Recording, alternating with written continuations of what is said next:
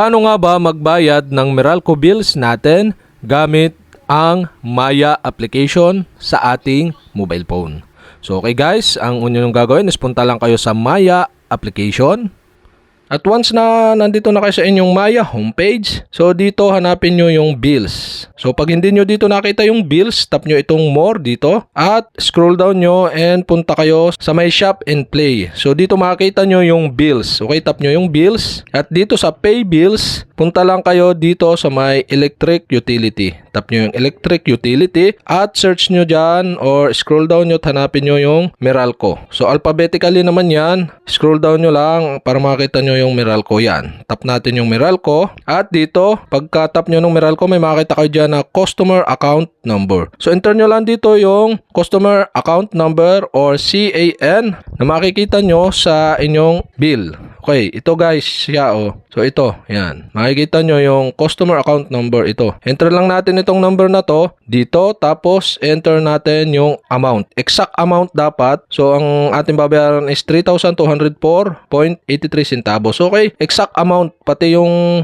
ito, yung centavos dapat ganun din. Kaya ilagay na natin guys. So okay guys, yan. Nailagay na natin yung customer account number tsaka yung exact amount ng ating babayaran. And after nyan guys, tap na natin itong continue button na nandito sa baba. At ito, confirm payment. So, makikita dyan yung customer account number. So, double check nyo lang kung tama ang inyong inilagay para walang maging problema. At saka yung bill amount dapat exact. Tapos, biller convenient fee is 0. So, wala pala siyang bill convenient fee. So, exact amount yung ating babayaran. So, dapat make sure na kaya ng balance nyo yung babayaran nyo para hindi siya mag-error. So, okay, tap na natin yung pay button dito sa baba para mabayaran na natin.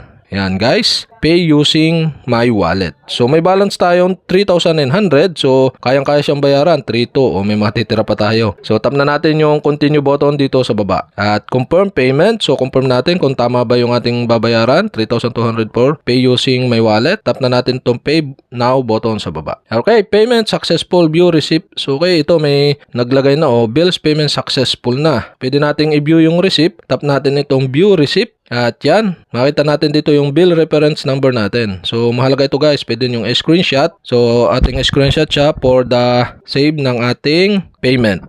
So okay, save natin. Yan, sinave natin yung pinakang resibo para in case na makaproblema. So ito, bill reference number. So once na ulitin hindi tayo nagbayad ng Meralco, so pwede natin ito pakita. So okay guys, yan, successful na tayong nakabayad. So yan, nakita nyo na auto deduct na dito sa ating account. So may natira pa tayo 762. So okay guys, ganun lang kadali magbayad ng bills natin sa ating Meralco. Kaya naman, sa may mga katanungan dyan, so mag-comment lang kayo below at kapag hindi ko pa kayo subscriber, mag-subscribe lang kayo sa aking YouTube channel. I-click nyo lang ang subscribe button at ang bell para updated kayo sa mga video tutorial like this. Okay, salamat sa panonood.